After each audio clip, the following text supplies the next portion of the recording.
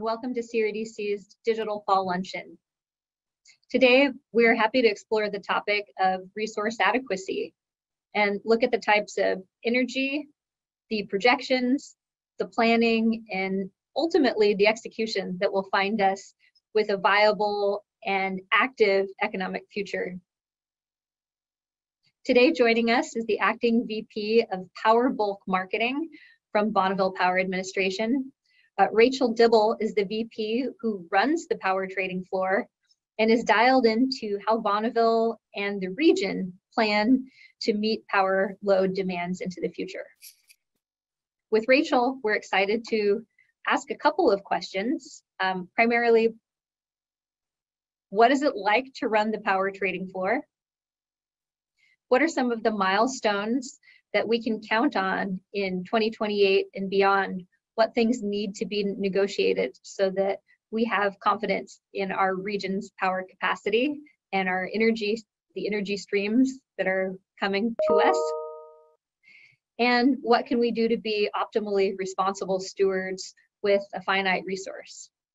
So thank you so much, Rachel, for being here today. We look forward to hearing your remarks and asking you some questions at the end. Yeah, thanks for that introduction. I am Rachel Dibble, the Acting Vice President of Bulk Marketing at the Bonneville Power Administration. So at Bonneville, we do have obligations to serve a significant portion of the Northwest, our public power entities in particular. We do that through long-term contracts.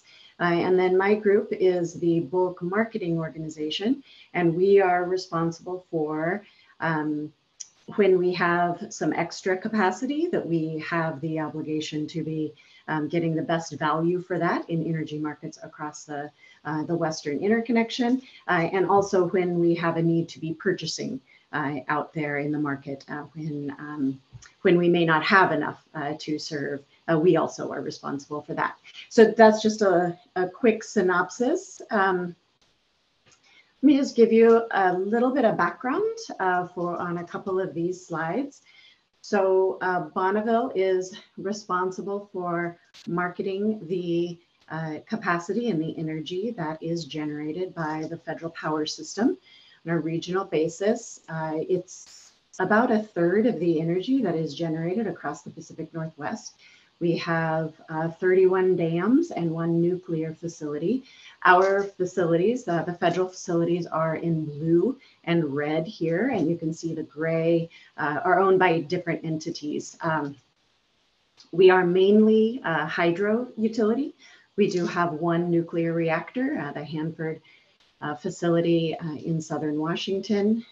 We have 31 dams across mainly the Columbia River Basin, also along the Willamette, and then the Snake Rivers. As you can see in Boise, a majority of our assets do sit in Washington and Oregon, with some in Montana, Idaho, and then we also have a transmission organization, and that is another large part of our mission, and that is about 15,000 circuit miles of transmission, about 75% of the high voltage transmission across the Pacific Northwest, and that does spread into a bigger footprint. But that's kind of the basics here. We have 146 public entities that we do serve power to. These are our publicly owned, as we call them, preference customers, and they do have preference to our generation. We have 1 industrial customer, and we are active in selling into the energy markets in the Western Electricity Coordinating Council. This is our service territory. One thing to notice here is the number of different types of entities that do serve throughout the Northwest. Bonneville is not a retail service provider, so we do not deliver power or serve individual retail customers or businesses. We serve the utilities that sell to the end use customers. And as you can see, there is a large number of different types of entities across this territory. It's about 300,000 square miles, a population of about 14 million people. that are within this area. And one thing to note as we talk about resource adequacy and the way that the resource adequacy standards and metrics are changing, that we think about the status quo. Every utility does resource adequacy. It's become a term of art over the last few years, so it's gained more, probably a little more visibility as a term. But resource adequacy is a concept that every utility has always done. But what you can see here is because you have different types of entities, different jurisdictions, you have different regulating authorities, everyone has always done it a little bit differently, and they have done it in response to their specific governing and resource paradigm. So when we talk a little later in the presentation about putting together a regional resource adequacy program, that's one of the benefits, is that you don't have so much of this, the different entities who are trying to do it on their own, that it would bring more of a standard. So as we talk about resource adequacy, maybe I'll just give a really quick definition of what I'm talking about when I talk about resource adequacy. This may be familiar to all of you, but resource adequacy is the concept that any entity who has a responsibility to serve load and obligations has an obligation to be doing the long-term planning needed to make sure we have enough resources to meet those obligations. And resource adequacy tends to be the long-term look at that. We're talking 10, 15 years in advance, all the way up to a couple of years out. And then there's a corollary term called resource sufficiency, which is the same concept, that you as a utility, as an entity, are obligated to make sure you have the resources you need to serve your obligations. But resource sufficiency tends to refer to the very short term. So resource adequacy is that long-term planning, being able, making sure that you're making long-term purchases as you look out over many years or many months. Resource sufficiency tends to be more about next month, next week, tomorrow, next hour, you have enough. So those are the two terms that tend to be used in this context. So I just wanted to kind of set that there so we all kind of know what we're talking about. So this slide right here talks a bit about the reason we have all become more interested and more concerned about resource adequacy. When you look at this is a variety of studies. It includes the BPA White Book, which is something that we do internally at BPA, but it also looks at studies that have been done by a variety of entities. And the consistent messages in all of these studies are that if we do nothing, we will have adequacy issues and difficulty meeting our obligations over the years. Now we're in 2022, so these studies were done back in 18 and 19, but we are already seeing the potential for not having enough to be able to cover our obligations.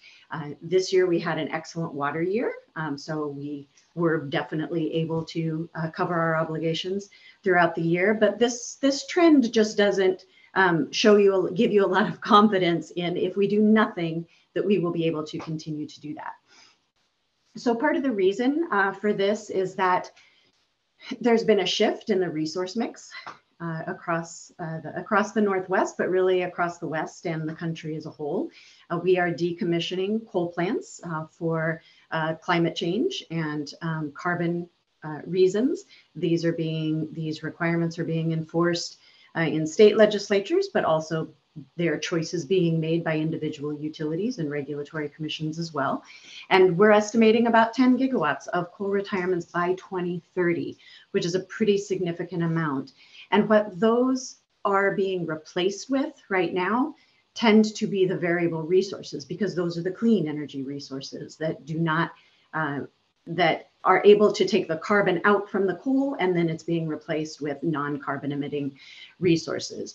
There are some technical challenges with that, and those are some of the things that as a region we need to be working on to be able to accommodate those changes. Right here you can see this illustrates what I just mentioned. So to orient you to the graph here, There's a zero line right in the middle horizontally. So the things below that are resources that are being taken out of service, and the resources being added are up above that zero line. And then that last column on the right is the net. So you're looking at if we're taking out a bunch and we're adding a bunch, where are we sitting as far as positive or negative?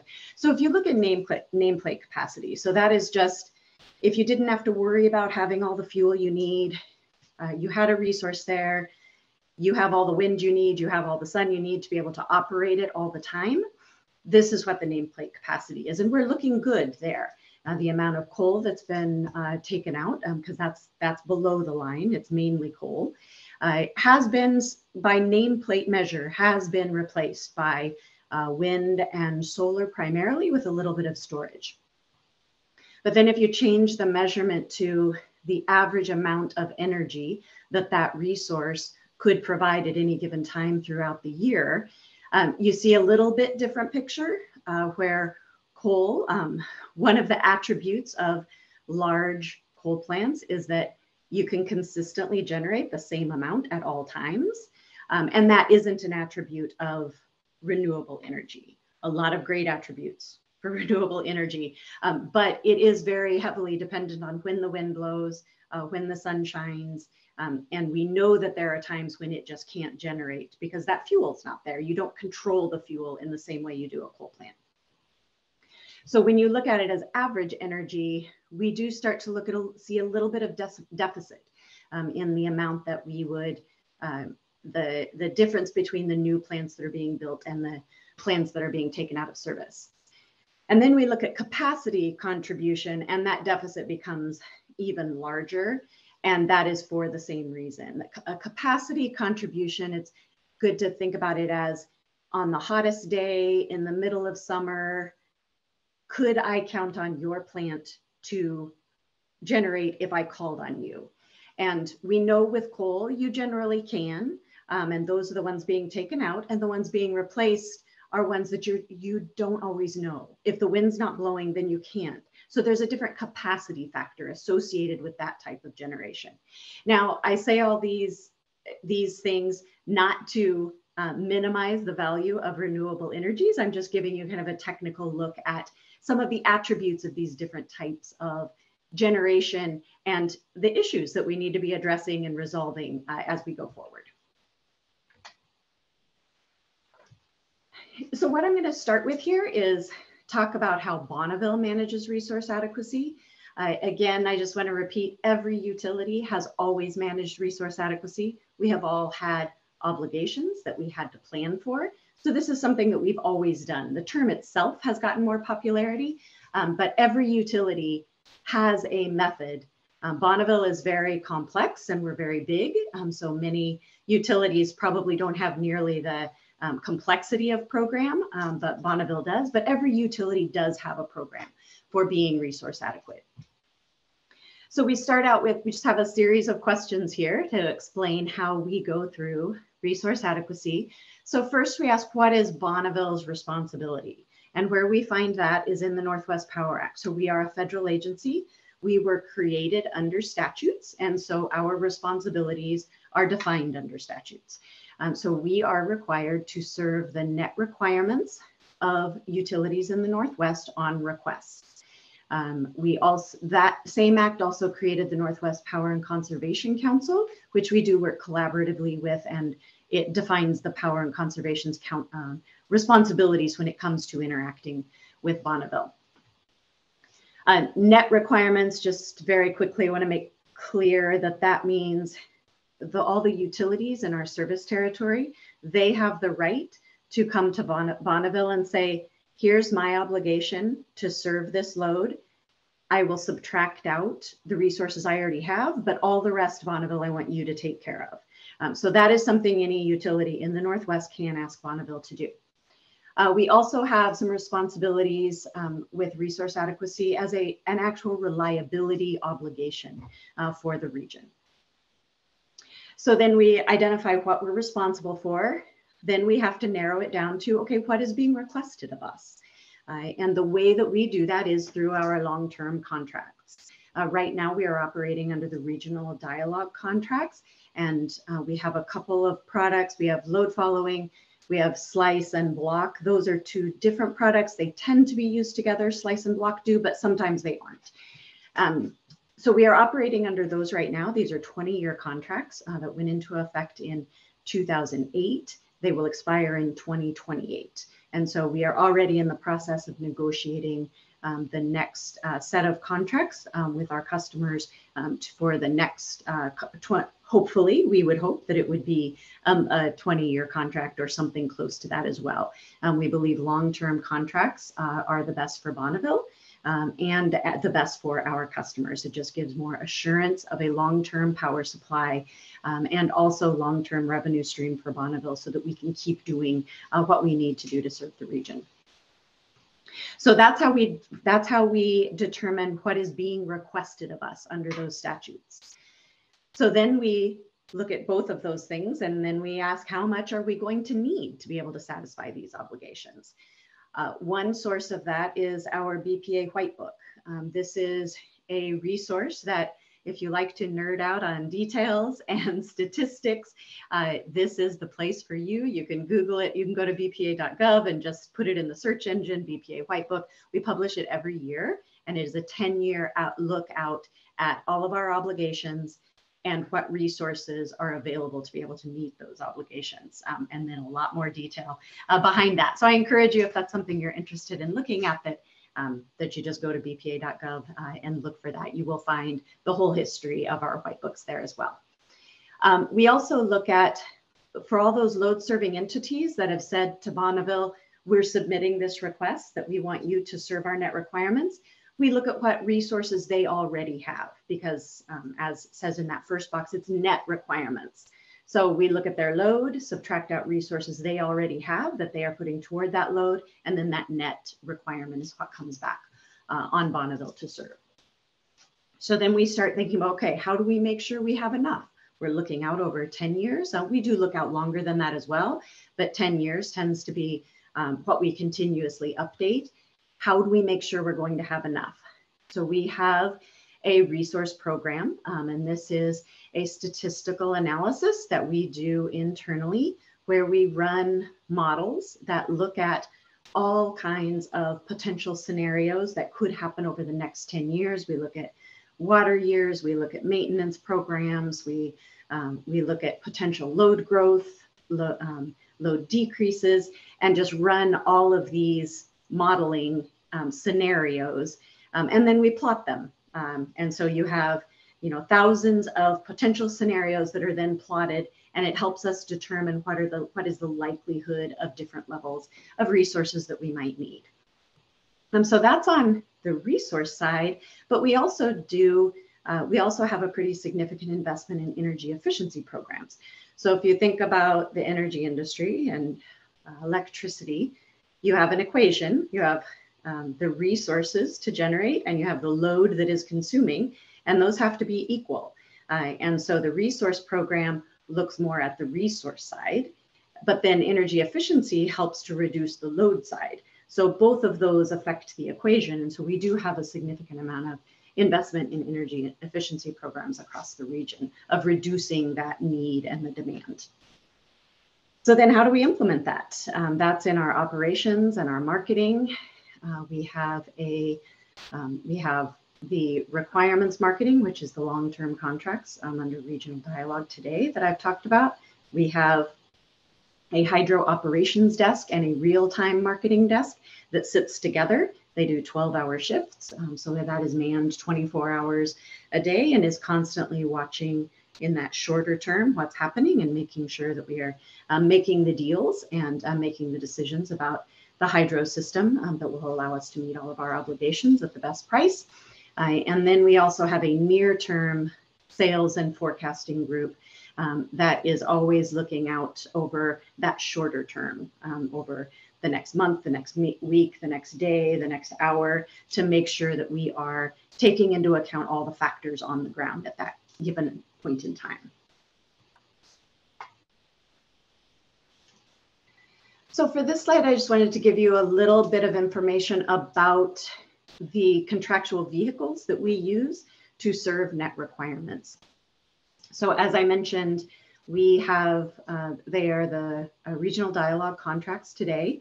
We have 3 products. Slice and block tend to be taken together, although they aren't always. We do have some customers who have one or the other, but they are 2 products that are often paired together. And then we have load following contracts.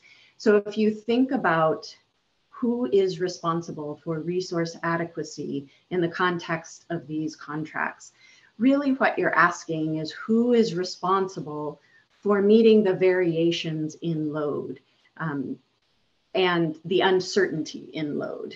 And for our load following contracts, these are customers who have said, this is our load. We have a couple resources potentially that we will subtract out from that load, but all the rest, Bonneville, you are responsible for meeting. So Bonneville takes on that resource adequacy responsibility for those customers.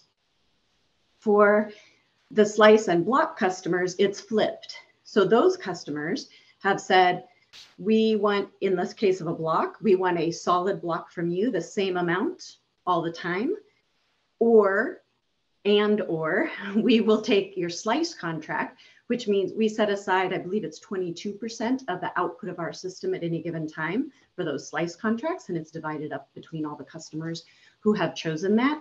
So that varies, that amount varies with how much the system is generating. But the slice block customers have said, we will take on the responsibility to meet resource adequacy. We will take on the responsibility for meeting that variability over time. So that's how we allocate that responsibility, and it is allocated under the contracts that we offer to our customers. So when we talk about resource adequacy for Bonneville, this is how we go through our resource program. I talked a little bit about how we do these scenario analysis, statistical analysis about how much we would need to serve, what resources we would need, and it's plotted into a graph. And these are some of the ways that we measure that. The first one is annual energy. So in this method, we look at the 1937 water year, which was a year that we had critical water conditions.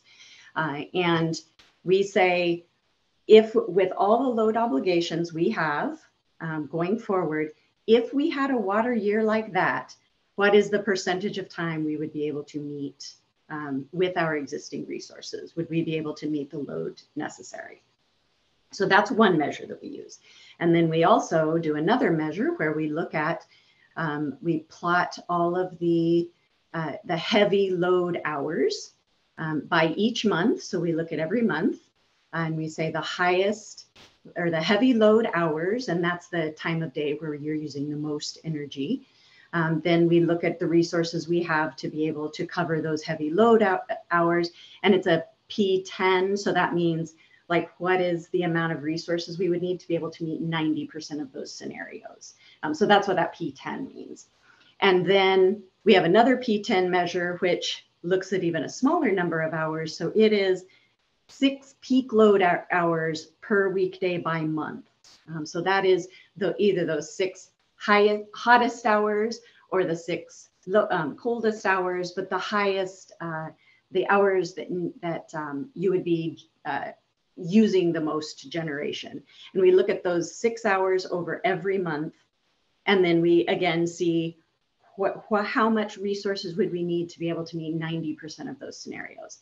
And then one last one is the 18-hour capacity. So that looks at the 6 peak load hours in 3-day extreme weather events. And so that's an even more extreme amount of capacity that we would need in those kinds of events. And in that scenario, we do assume median water conditions. Where would we be and how surplus or deficit would we be if we had a median water year? And then we look at the 6 hours in 3 consecutive days in a peak load event. So that's what Bonneville does as our obligation to be ready to meet the needs of all of our customers. And like I said, every utility has a plan It's probably not that complex. Bonneville is very large, very complex, but every utility has a plan for how to meet their obligations. And that has always been the case. That resource adequacy responsibility has always been there. Something that has come up over the last probably 3 to 4 years, it's been talked about for a very long time, but it's really on the ground and moving now and is already partially implemented, is a regional program to ensure resource adequacy. This is the Western Resource Adequacy Program. It was initiated out of what used to be the Northwest Power Pool, which is now the Western Power Pool. It started as the member utilities, looking at all of the evidence that I've already talked about here, saying, trying to do this on our own probably isn't the most effective or cost-efficient way to be serving our customers. We need to be looking at this as a region and be working collaboratively to be meeting these obligations. And that will be best for the region and for our customers. So what the Western Resource Adequacy Program does is it does that resource adequacy planning that I just described that Bonneville does. It takes the inputs from all utilities that are in the footprint that have chosen to participate that. So it looks at a shared resource adequacy compliance requirement across multiple utilities. It has common assumptions, common format and protocol for all of our planning inputs, and it gives a single picture of the whole region's need. And that does give you a lot more accurate signals about the depth of market supply or our need to be building new resources. But it also still gives individual utilities with individual governing structures the ability to still choose their own resources when they're making choices about how to serve the obligations that they have to their customers. It gives what this program is doing is it is taking every type of generation and having a consistent approach for defining how much that generation can contribute to capacity. And it also gives us diversity benefits. Anytime you are planning across a much broader footprint, you are giving everyone the opportunity to get that diversity benefit. And a good way to think about that is just a few weeks ago, where we had a heat wave in the Pacific Northwest. At that point in time, most of our resources were staying in the Northwest. We were buying from California, from other parts of the West. But then the next week it flipped and California had a heat wave and we had lower temperatures and had some additional capacity available and were able to sell. So that means that neither one of us had to build enough to meet all of our needs at any given time. When we're able to trade with each other and we're working on these issues together, we have the ability to all of us build a little bit less and to save money for our customers and increase reliability. So many people have asked us, why is BPA engaging in RAP? According to all of our studies, we are able to meet our obligations out on a 10-year horizon. We feel very confident in that. It's something that we have always taken very seriously and been very diligent about. So many people have been asking us, why would you participate in this? And the first answer to that is that we don't operate as an island. None of us do. That picture that I showed you at the beginning that had all these different entities and different jurisdictions and different governing bodies, those really are, in a lot of ways, when it comes to the engineering, those are fictional boundaries. I was told once at one point in my career that think about the entire Western interconnection as one huge machine.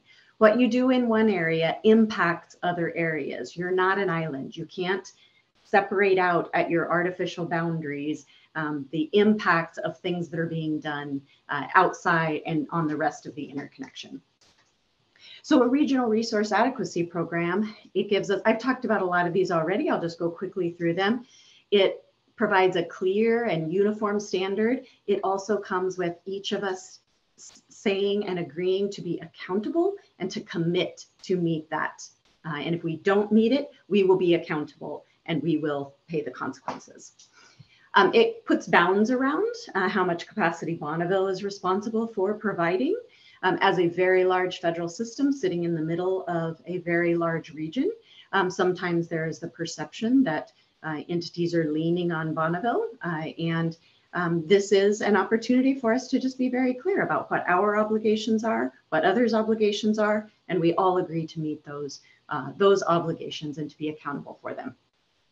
It creates a lot of transparency. This RAP program has a third party, it's the Southwest Power Pool, who will be, it is a vendor, that organization is a vendor that we all submit data to, and then they evaluate our resource plans based on the metric that we've all agreed to meet. So that really reduces the risk that an individual resource will be counted multiple times by different entities' plans. That is a risk today because none of us have visibility into the depths of the resource adequacy plans of other entities. Creates cost and resource savings through diversity benefits, which I just talked about. And it's also the operational program is an additional source to be able to purchase supply and deficit when we are in tight grid conditions. And that is something that we're all agreeing to, that we will hold to a certain standard. And then when we get into difficult situations, we're all there to help each other out. So some of the benefits of the Western Resource Adequacy Program, I've talked about that first one there, resource adequacy, that it just creates a regional standard that makes clear and transparent and enforceable that everyone agrees to. Another key item is that the RAP program includes transmission deliverability. So that's another element to be sure of. You can have all the generation you want, but if you don't have the transmission to actually deliver it, that's not going to be there to serve your customers. So the standard and the measure, the metric that we're being measured against includes the ability to actually deliver that generation to the load centers. The operational program provides a supply alternative to the spot market. I've already mentioned that a bit. We all buy from the spot market. We have a long history of the Northwest spot market being very deep and liquid. That may not be the case. And a lot of that is based on a lot of coal going away. At a minimum, it will probably be more volatile in the future, but it could also have a lot less depth. And so this operational program just gives another option for us when we see ourselves in tight grid conditions. I've already talked about the fact that a wide geographic area gives us all the opportunity to hold a little less in theory. That diversity is something that benefits all of it. And just being practical, when you're proactively addressing issues in your industry, you're a lot less likely to start seeing mandates from regulators and governmental entities that have authority when they see that the industry is really proactively trying to solve issues ourselves. We're a lot less likely to get mandates that we don't have the ability to have influence over. So we all saw this as an issue. It's something we take very seriously, that we need to be handling. And so we've been very proactive about developing this regional program. This slide is just to show you, it's the exact same slide I showed you earlier about Bonneville's, the way that we do resource adequacy. So this is just to show you what changes with the RAP program and what doesn't change. The first two boxes do not change by RAP. We still have all the same obligations under the statutes. We still have a contractual vehicle with our customers where they get to decide what product they want to take and what they want to request from Bonneville to serve. In how much do we need? We do expect that RAP will have a new outputs and data for us to use in our planning. We think that's a positive development. Looking at a regional look at resource adequacy, that's a good thing for all of us.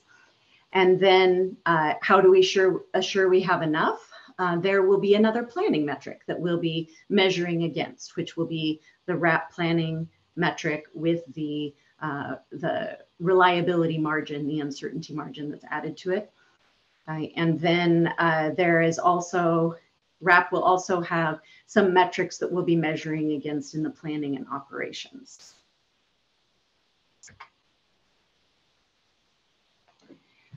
So again, our resource program, we already are looking at all of these different elements. And we look at the different ways that we could respond to those studies to meet all of those needs.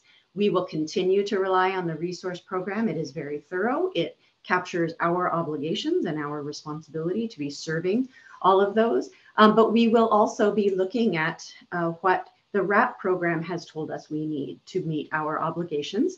And we will be planning to that measure as well. So here's the timing of what that regional program looks like. We are participating in phase 3A right now. This is the non-binding portion of the program. So this was an opportunity. So we've already designed the program as far as technical requirements, data submittal requirements, and we all did our first season submittals of the early part, like late August and early September. And so right now, the third party, the Southwest Power Pool, who is the operator of this program, is looking at that data submittal, comparing it against the standard and the metric, and seeing what kind of different information they have, making sure they understand all the data that was submitted. So we are in that right now. We will also be providing information for summer of 2023 within the next month or two. And again, that'll still be non-binding, really giving a chance for us, all of us as participants, to understand what data needs are there, what automation we need to be doing to make it more streamlined.